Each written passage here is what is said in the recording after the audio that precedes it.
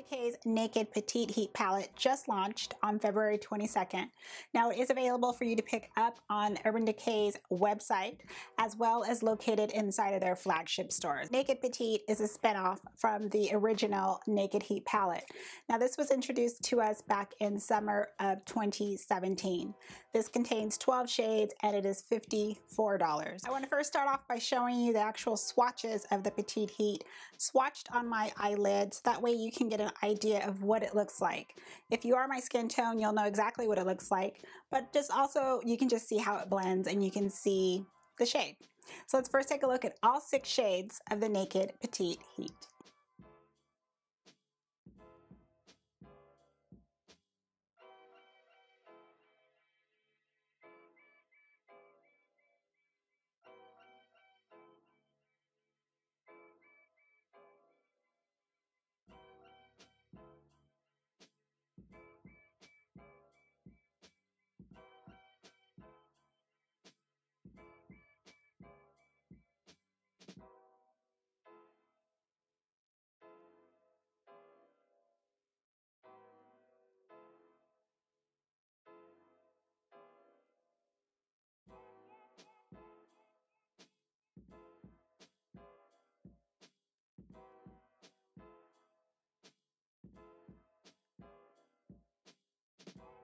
First shade in Petite Heat is called Inhale. I matched that up to the shade Ounce in the Naked Heat palette. Inhale and Ounce matches up 100%. They both have the same amount of what I would say slight shimmer particles. I mean, it's very slight, like a pearl finish, but I feel it's a satin finish because there still is an overall matte appearance, kind of just like laid out on it. So I feel that they match 100%. Next up is Vibrate, which I feel matches up 100% to Chaser in the Heat palette. Both of those shades have a nude appearance to them. They look so identical on the skin, on the eyelid, I actually can't tell them apart. Next shade up is Hot Spell, and I would match that as far as close in appearance to Sauced in the Naked Heat palette. Now it's not 100% dupe, and I don't think I mentioned it at the beginning, but to me 100% dupe is exactly how it said, 100% match, as if I cannot tell a difference. That is actually how I do it as far as the formula, the look, the appearance on the skin, the color. It's as if I have the original. That to me is truly 100% dupe. I do not feel that Hot Spell is 100% to Sauced, and the reason being is Hot Spell gives off a little bit more of a underlying orange tone to it. It's slightly off, and I can see it, and I can see it up swatched against Sauced. I think at first glance it might appear that it looks the same, but Hot Spell is not only lighter, again it has that slight orange, I almost said scent, slight orange look, which just completely takes it out of that 100% dupe. Next up is Wild Thing. Now Wild Thing is a straight orange shade, and there is no straight 100% orange shade within the Naked Heat palette, so that is actually considered an addition to the Petite Heat palette. Next up is Heist. Heist, at first glance, you might want to match it up to He Devil in the Naked Heat palette. They are slightly off. He Devil is, we're talking like blue, just a tiny bit darker. It also has a red tone to it, very subtle undertone. Heist, I feel, is a lot more browner based, and it's lifted in shade. It's just a slight lift in color. The last shade in the Petite Heat palette is Strike. I would match that shade up to Ashes in the Heat palette. This is going to be another shade at first glance. You're going to think that it's 100% dupe, but they're not. Ashes is slightly darker than Strike. It also has a stronger purple undertone. It's slight, but it's still there. Strike is lifted a little bit more. It has purple, but it also has brown in it. So I feel it lifts it up a bit, makes it a tad bit lighter. Again, it is closest to Ashes, but it's not what I would consider 100% dupe. Let's say you already own the Naked Heat palette and you're looking at the Petite Heat and saying, is this something that is going to complement my existing palette?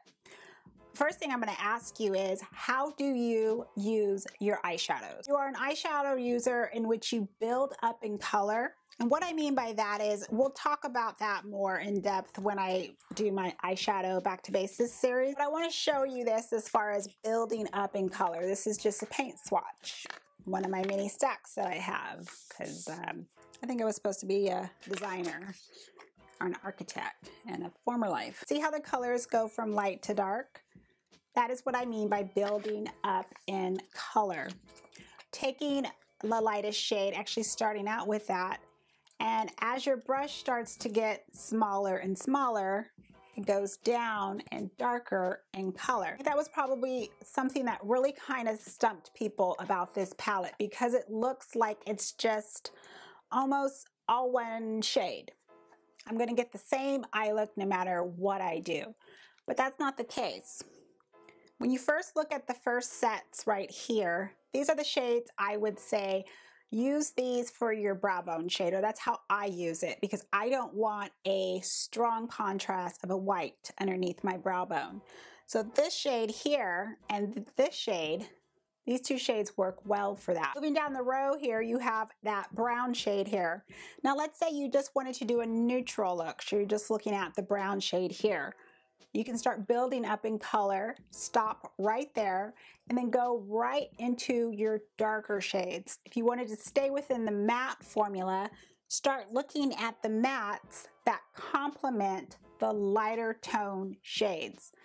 When you start to build up your eyeshadow looks like that, you'll start to see the color not only start to fade and grade into one another, that's going to complete and make a cohesive eyeshadow look.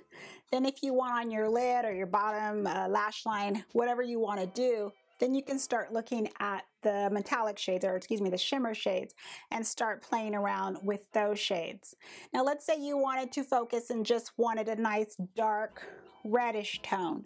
I would still start off with these three shades here, but I would skip this brown shade because I don't want too much brown in my red. Instead of going into these darker shades right off the bat, here is where an orange comes into play, or in a sense, the Petite Heat. You can use the orange in there and start building up your eyeshadow look before you get into those darker, warmer reds, or get it into those darker, warmer plums.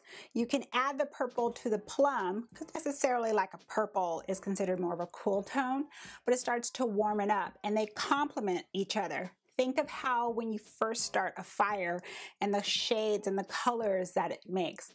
Kind of think about it like that.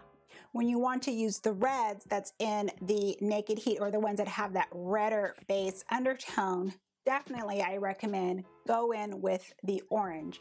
Orange complements red, and it starts to build and fade and makes, again, that cohesive eye look. So based on the fact that, let's say for example, I am a user that prefers to build up her eyeshadow colors, this is why the Petite Heat works with the Naked Heat, because you have those slight tones that are off in this palette. Those shades are considered, I would consider those more of almost like the lighter tone, almost kind of as if that shade is kind of stuck in right between these shades, or it might be right between here, or just right between these darker shades. My point is, I can start with, let's say, that shade first from the Naked Heat, and then I can build it up with the Petite Heat. So that's how I will actually, that's how I have been using the two palettes in conjunction now that I have it. Now I just want to look at Petite Heat alone, just all by itself. I'm going to start off with the brow bone first, the brow bone shade. So if you're like me and you don't like that real strong white contrast, and I kind of think of it like this: pale skin, light skin, medium skin, and then dark skin. I would just move straight down in the palette. This is exactly how I would build it up. Start with that. Next is the orange, this, and the dark. So it just depends on the placement of how you want to actually get the powder off my fingers, how you're actually going to put it on your eyelid. So you have all the different possibilities: dark outer V, dark lower lash line, light eye. It's totally up to you. Based on the fact that 5 of them are matte, you're just going to have a all matte look. You can put the satin shade here underneath your brow, and you can also use it as your tear duct. Now I want to touch base on the whole compact size, the portability of this palette. Now I'm someone, when I travel, I take already smaller versions of palettes. I just pack with one bag. I don't want to have a million and one things. So I just pulled out already the palettes that I have in my collection that I always reach for when I travel. Guess which is now number 4, only because it's small. Traveling can encompass anything. Traveling to me means I've stepped outside of my house and I am gone. So that can come with me. It can mean that I plan on doing my makeup in the car on the way to work. I can be on a train on the way to work. I can be on a bus on the way to work, to school, wherever, shopping, whatever. I can be in a car going on vacation. I can be on a bus going to vacation. I can be on a plane. I can be on a train.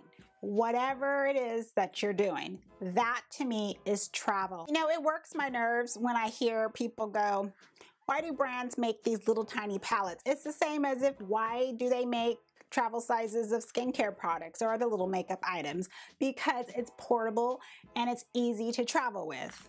Doesn't mean that you necessarily are going on vacation and getting on a plane. Traveling can be anything. So I want you to keep that in mind for you if you see it as something to port around with you. When you leave the house and you're not coming back for a little bit, that is considered travel. I also think that this palette is going to appeal to the customer that doesn't have a lot of time. You don't care to be blending all over the place. You're in a hurry, or maybe you're not in a hurry, but you don't care to build up in color, and you just don't care. You just want to do your eyes and be done with it. This is probably going to appeal to you more than something like this where you have a lot more options. And last would be the price. I feel price is going to be a factor. So you got $54 with the original and you have $29 with this. So at the end of the day, if everything I said, all different scenarios, it's only about the budget, then you got to look and see which one would fit your budget. I do hope I was able to answer as much questions as you might have about the Naked Petite Heat. At the end of the day, look at your budget. Look at your collection, look at the type of eyeshadow user you are, and I would say go from there. Have a wonderful day or evening, everyone. Thank you very much for watching, and as always, I'm going to see you in the next video. Bye, everyone.